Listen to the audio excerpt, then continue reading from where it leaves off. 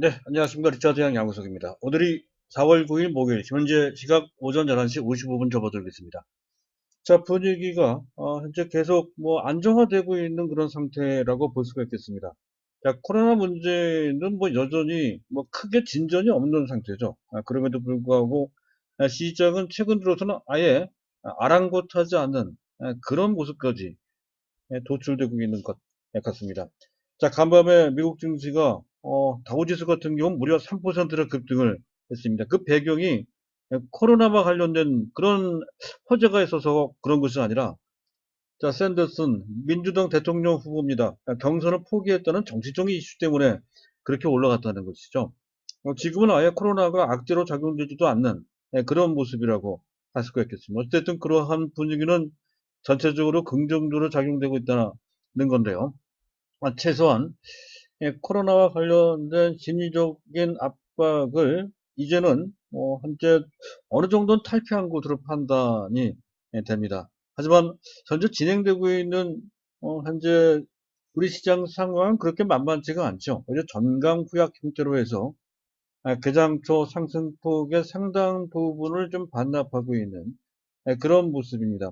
그런 것을 보면 코로나 문제 자체, 그 자체에도 다소 변수가 좀 있고요. 또 문제가 되는 것은 그것에 의한 경제 충격, 경제 충격이 나온다면 2차 조정도 나올 수 있다는 것이죠. 그 부담이 좀 내재되어 있다는 것이고, 또 한 가지는 사실상 현재 코로나 때문에 폭락한 이후에 현재 오늘까지 3주에 걸쳐서 좀 반등이 나오고 있는 그런 국면. 코스피도 약 25%, 코스닥은 40% 이상 현재 반등을 했습니다. 그래서 그에 따른 기술적 부담이 좀 있다는 것이죠. 그에 따라서 약간 현재 어느 정도 우리 대비를 좀 해 놓을 필요가 있다. 그런 관점에서 설명을 드리고 있습니다. 그래서 계속 말씀드리고 있는 종목이 현재 코덱스 인버스, 어제도 말씀드렸던 건데요. 최근 이번 주 중에 계속 말씀드리고 있죠. 코덱스 인버스, 지수 방향과 반대 방향으로 움직이게끔 설계된 상장 지수 펀드죠. 그래서 여건이 되시는 분들은 코덱스 인버스를 어느 정도 매수해 놓고 지수의 마이너스 변화에 어느 정도 대비를 좀 해 놓을 필요가 있다는 것이죠. 할 수 있는 분만 해야 되는 그런 대상인 것 같습니다. 자, 일단 팁사마 그 종목에 대한 판단을 먼저 해드렸고요. 자, 오늘 제가 말씀드릴 것은 시장 상황과 더불어서, 그리고 이러한 구조적인 위험, 시장 위험이라고 해요. 조금 전문용어로 쓴다고 한다면 시스테매틱 리스크라고 합니다. 체계적 위험인데요. 이런 체계적 위험, 그것도 상당히 큰 체계적 위험입니다. 이런 시장에서는 왔다 갔다 해봐야 별 소용이 없다는 것이죠. 그 이유를 제가 말씀드릴까 합니다. 뚝심 있게 현재 우량주를 장기 보유 한다는 그런 전략이 아주 기본적으로 설정돼서 추진돼야 된다는 것이죠. 그리고 그동안 약간 소홀히 했던 우리 종목들, 삼성전자, 또 삼성전기, 삼성 SDI, 그리고 또 비비우리 반도체, 삼성바이오 같은, 자, 이런 종목들을 간단하게 점검을 해보는 시간을 갖도록 하겠습니다. 자, 일단 먼저 시장을 먼저 봐야 되는데요. 긍정적인 측면이 분명히 있죠. 특히 미국과 유럽 일부 지역에서는 단기별로 샷다운, 현재 봉쇄 정책을 완화한다는 소식이 계속 전달되고 있습니다. 또 전 세계적으로 우리나라도 마찬가지죠. 총체적으로 특단의 경기 부양을 한다고 하죠. 미국 같은 경우에는 현재 지금 정부는 4조 달러 이상, 연준 같은 경우도 몇 조 달러짜리 무제한 식으로 돈을 풀겠다고 하고요. 또 의회까지 나서고 있죠. 또 미국 국가경제위원회에서는 또 테스크포스까지 현재 좀 착수하고 있는 그런 총체적으로 특단의 경기 부양을 하고 있습니다. 전 세계가 마찬가지예요. 이런 정도라고 한다면 아마도 코로나 문제가 어느 정도 완화됐을 때 이것에 의한 효과는 상당히 극단적으로 나타날 소지가 크다는 것이죠. 종합지수가 몇 퍼센트, 10% 가깝게 올라가는 날도 나올 것 같습니다. 물론 지금 당장은 아니겠죠.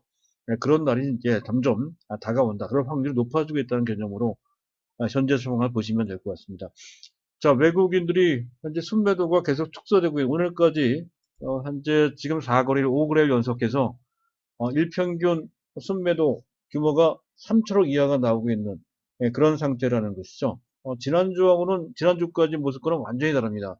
외국인들이 연속해서 오늘까지 26거래를 연속 매도를 하지만 그 매도 규모가 상당히 축소됐다는 것이고요.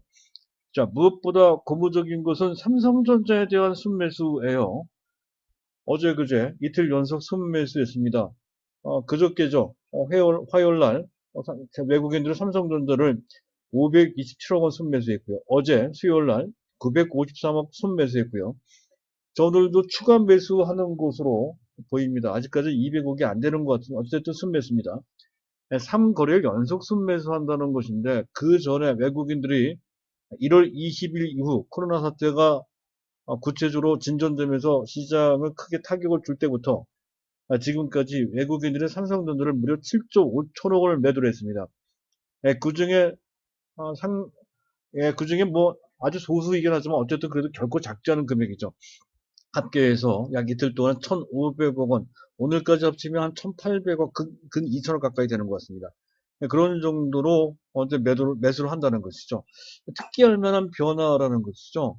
사실 시장 상황이 나쁘겠고 하기 때문에 삼성전자에 대한 물론 실적과 관련된 모멘텀 때문에 그런 측면도 있습니다만 어쨌든 외국인들이 삼성전자의 태도가 그 전과는 완전히 달라졌다는 것이죠. 그 자체만으로도 상당한 에너지가 응축되고 있다는 것을 우리가 알 수가 있습니다. 만약 코로나 문제 해결된다고 한다면 본격적으로 삼성전자를 외국인들이 수천억 원, 매일 수천억 단위로 매수할 수 있다는 점을 조금은 보여주는, 시사하는 그런 상황이라고 할 수가 있겠습니다.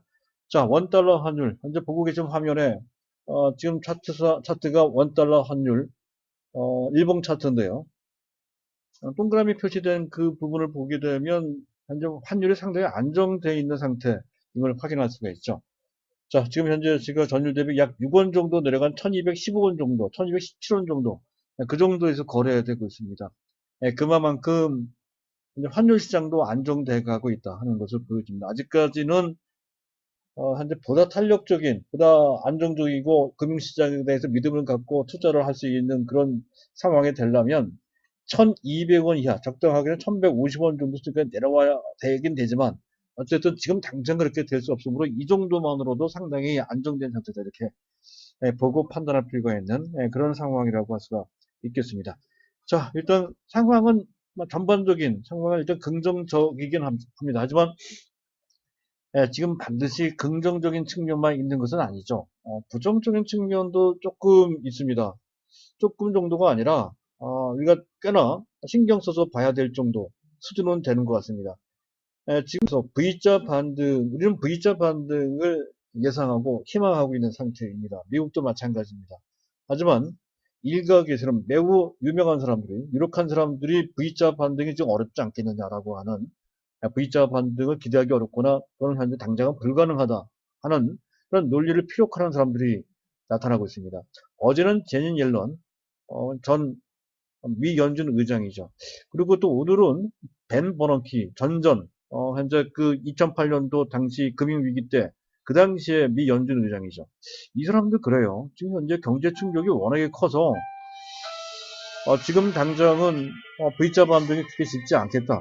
이렇게 이제 언급을 한다는 것이죠.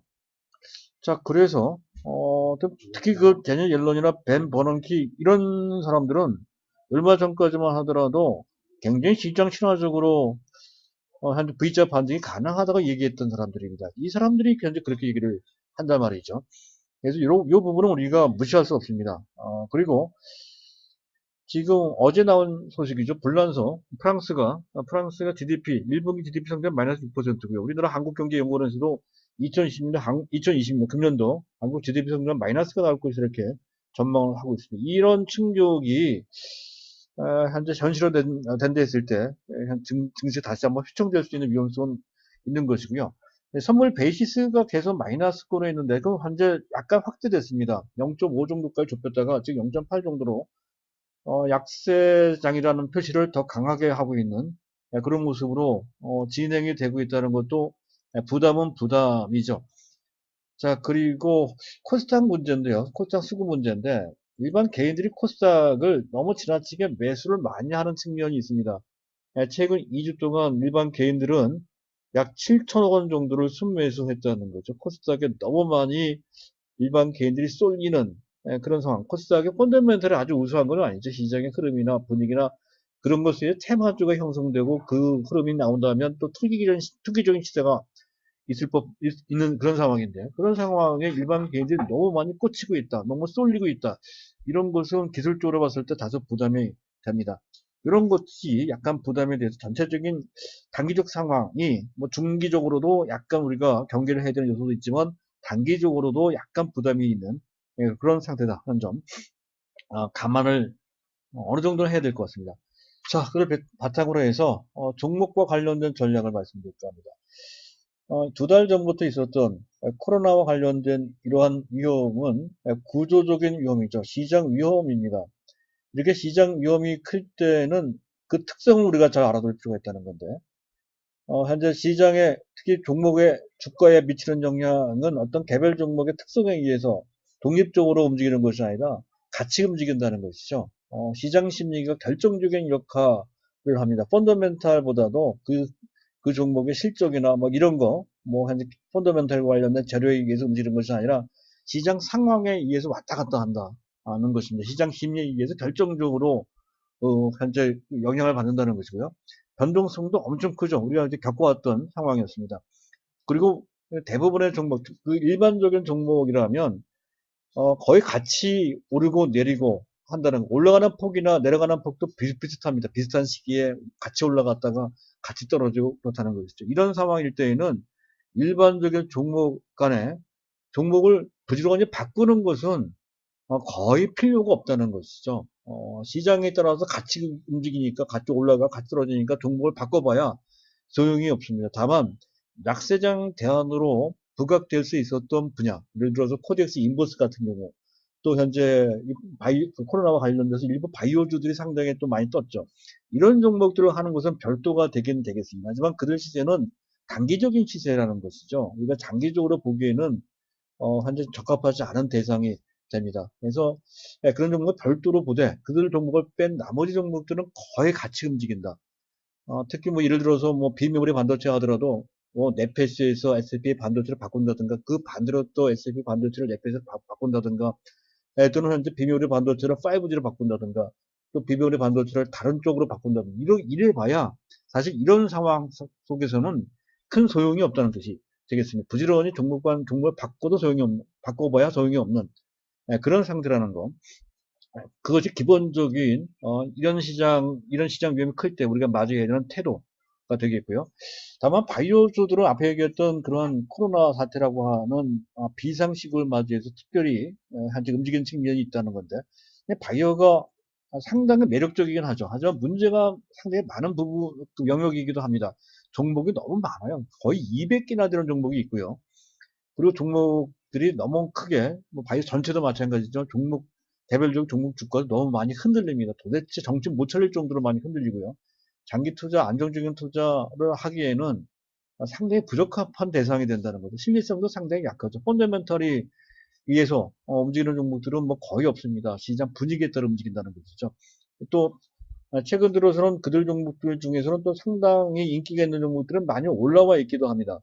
기술적 부담도 있는 상태라는 것이죠. 따라서 바이오 특성에 대해서 이 정도까지를 우리가 알고 있다면 너무 인기가 있는 종목들, 뭐 정치 테마주까지 난립을 하고 있으니까 그쪽에 참익하는 것보다는 바이오주 중에서 우리가 쭉 해왔던 삼성바이오 및 뭐 최근에 제가 말씀드리고 있는 실적이 뒷받침이 되는 종목으로서 셀트리온 헬스케어가 있습니다.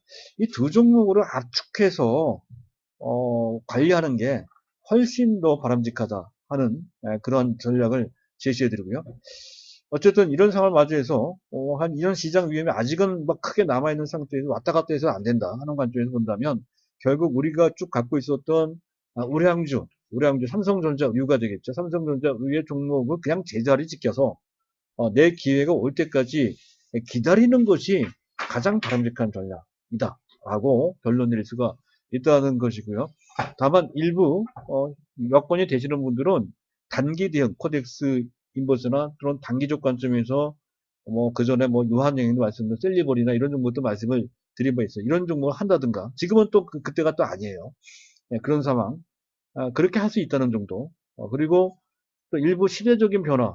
현재 지금 이 코로나 사태 이전과 이후가 산업의 조류가 크게 바뀔 소지가 있다는 거죠. 가장 큰 변화 중에 하나가 언택트 산업, 언택트, 비대면 산업, 비대면 산업이 크게 부상할 수 있다는 거죠. 그 비대면 산업의 수혜 대상 중에 하나가 반도체이기도 하지만 또 한 가지는 전자상거래일 가능성이 상당히 크다는 것이죠. 그래서 네이버가 들어가야 되고, 그리고 셀트리온 헬스케어는 실적이 워낙 좋기 때문에 셀트리온 헬스케어를 실적 모멘텀을 갖고 있는 종목으로 우리가 전제 상황까지를 감안해서 또 코로나와 관련돼서도 단기적 관점에서도 필요하다 하는 관점으로만 접목해서 약간 변형시켜 적용시켜주면 된다. 이렇게 전략을 제시해 드릴 수가 있겠고요.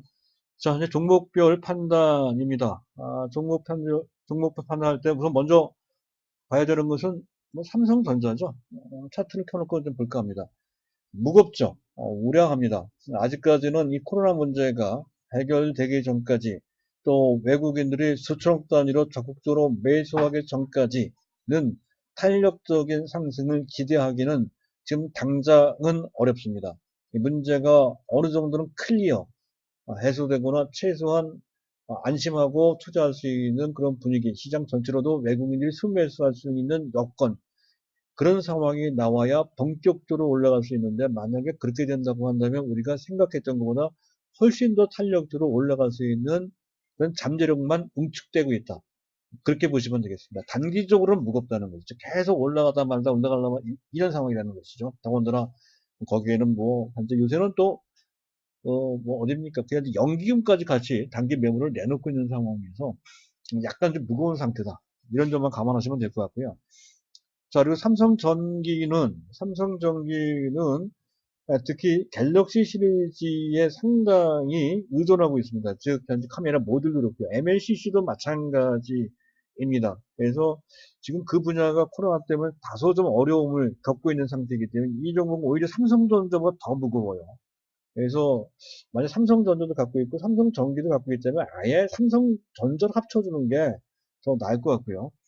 네, 그리고 삼성 SDI는 조금 다르긴 하죠. 하지만 삼성전기도 지금 단기적인 상황은 특히 전기차와 관련된 전기차는 변수가 많아요. 테슬라 변수도 있죠.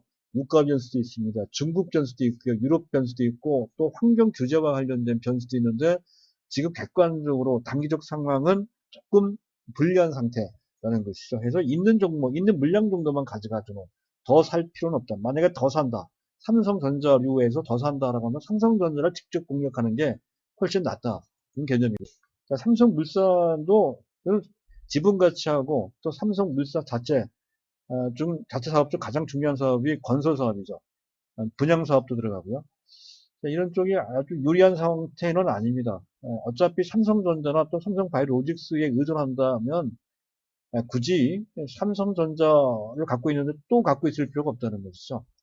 현재 합친다면 삼성전자를 합치는 게 좋을 것 같고 별도로 가져가는 것도 별로 크게 나쁘지는 않는 것으로 판단할 수가 있겠습니다. 자, 일단 그런 정도가 되겠고요.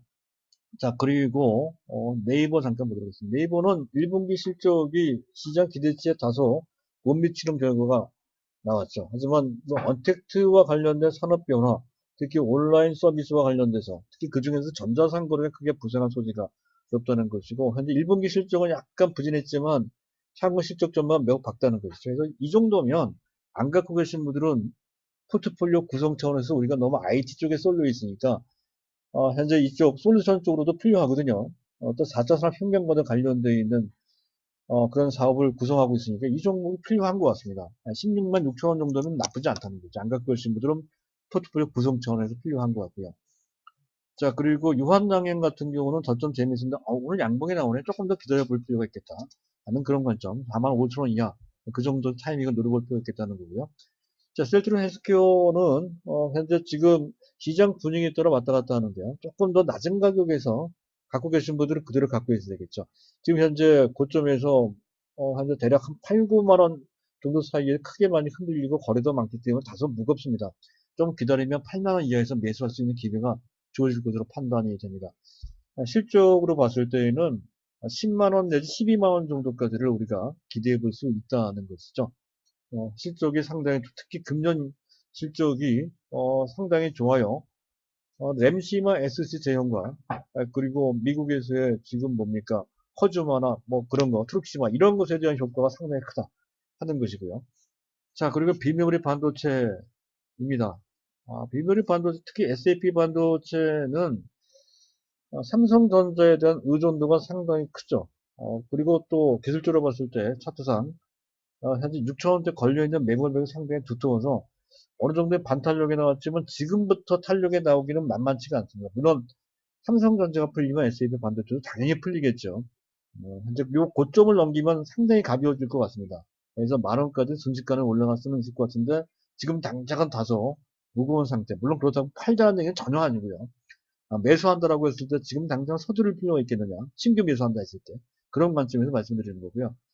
자, 넷피스는 이 종목은 금년 3월까지는 괜찮았다가 물론 약재가 해소됐다는 것 때문에 호재 때문에 올라갔습니다만 지금 다른 반도체와 비슷하게 움직이는데 삼성전자와의 관련성은 다소 몸이 튀지만 자체적인 능력이 상당히 좋다는 것이죠. 그래서 S&P 반도체는 넷피스 둘 중에 하나인데 지금 매수한다면 넷피스 매수하는 게 조금 더 현재 괜찮을 것 같습니다. 지금 신규 매수한다 했을 때는요. 두 종목 다 가져가도 나쁘지 않습니다. 자, AD테크는 삼성전자 의존도가 가장 큰, 지금 현재까지 아니면 앞으로 그렇게 될 종목이라는 것이죠. 삼성전자에 대한 그 재료가 절대적이다 이렇게 볼 수 있겠습니다. 삼성전자가 결국에는 현재 어딥니까? 현재 ATEC가 현재 삼성전자의 비메모리 반도체의 설계 분야 중 디자인 하우스를 담당할 생태계를 구축할 오른팔 역할을 할 것이다 이렇게 보고 있죠. 어쨌든 이 종목도 위치상 나쁘지 않은 거죠. 안 갖고 계시는 이거는 매수해야 된다는 것이죠. 장기적 관점에서는 뭐 4만 원, 지금 당장 3만 5천 원 정도를 기대할 수 있겠습니다. 어쨌든 4만 원 이상 올라갈 종목이다 하는 거고요. 테스라도 마찬가지죠. 테스라 비슷해요. 테스라는 뭐 현재 비메모리 반도체 그 유일한 테스트 업체라는 것이죠. 그것 때문에 특히 삼성전자와 관련돼 있어요. 이 종목도 삼성전자 연관해서 같이 보실 필요가 있다는 건데 테스라나 또는 AD테크나 비슷합니다. 사실 업종은 달라도 둘 중에 하나를 선택해서 계속 매수 보유한다는 관점인데 특별히 단기적으로 탄력을 기대하기에는 그 삼성전자가 좀 막혀있는 상태에서는 당장은 기대하기가 좀 어려운 측면이 있습니다. 어쨌든 반드시 필요한 종목들입니다. 자, 그리고 그 외에 동진세미캠도 뭐 비슷한 입장이고요. 네, 그리고 현재 RFHIC는 낙폭과대가 아니죠. 아까 넷페이스 낙폭과대도 아니지만 특히 RFH에서 거의 빠진 게 없습니다. 따라서 만약에 반등이 나온다라고 했을 때는 다른 종목에 비해서 단기 반등이 떨어질 겁니다. 그래서 있는 물량 그대로 가져가더라도 신규로 매수한다라고 하는 데 있을 때는 RFH는 그렇게 매력적인 상태는 아직은 아닙니다. 물론 중장기적 관점에서는 당연히 가장 매력적이지만 단기적으로 봤을 때 5G 관련주 중에서는 뭐 가령 OE솔루션이 될 수도 있고요. KMW도 될 수도 있습니다. 현재 위치로 봤을 때는 OE솔루션이 조금 유리할 수도 있겠다 하는데 지금 5G와 관련돼서는 한국도 미국도 현재 그 통신사들의 투자를 약간 지원하고 있는 측면, 또 실적과 관련된 다수의 변수 등이 있기 때문에 너무 적극적으로 신규로 매수하는 것은 좀 나쁩니다. 현재 있는 물량만 그대로 가져가는 것이 좀 타당하지 않을까 이렇게 판단이 됩니다. 자, 이런 정도입니다. 여기서 뭐 현재 지금 당장 내가 갖고 있는 종목들이 답답하고 또 현재 단기적인 악재가 있다고 해서 무조건 뭐 다른 종목 바꾸자 이런 것은 현재 지금 적극적으로 할 필요가 전혀 없다는 하더라도 부분적으로 할 정도이지 또 부분적으로 한다는 것도 굉장히 어렵습니다. 그렇다면 차라리 현재 내가 갖고 있는 그 종목이 나쁜 종목이 좋은 종목이라면 다소 느리거나 다소 뭐 현재 다른 종목에 비해서 처지거나 또 빠지거나 막 그래도 뚝심을 갖고 계속 가져가줘야 되지 않나. 여태까지 제가 말씀드린 종목 다 검증된 우량주들이거든요. 물론 삼성전자 연관해서 그에 대한 비중, 삼성전자 연관된 종목들이 비중이 너무 높기 때문에 앞서 얘기했던 것처럼 뭐 셀트리 헬스케어나 또는 네이버 같은 종목을 섞어 줌으로써 너무 한쪽에 편중된 위험을 피하는 거는 필요하지만 그 이상 너무 적극적으로 다른 종목 특히 단기 대응한다고 이것저것 하는 것은 이와 같은 시대 상황을 맞이해서 그렇게 썩 바람직한 그런 전략 같지는 않습니다. 계속 현재 우리가 갖고 있는 정보 중증으로 해서 뚝 집어 살려서 가져가는 것이 궁극적으로 특히 코로나 사태가 이게 해소되고 완화되고 하는 시점을 우리가 생각해 볼 때 훨씬 더 유리한 선택, 바람직한 선택, 정석적인 선택이라고 판단이 돼서 다시 강국히 중장기적 관점으로 계속 그 우량들을 가져가는 전략을 기본적으로 삼아 달라는 말씀을 당부 삼아 말씀드리고자 합니다. 감사합니다.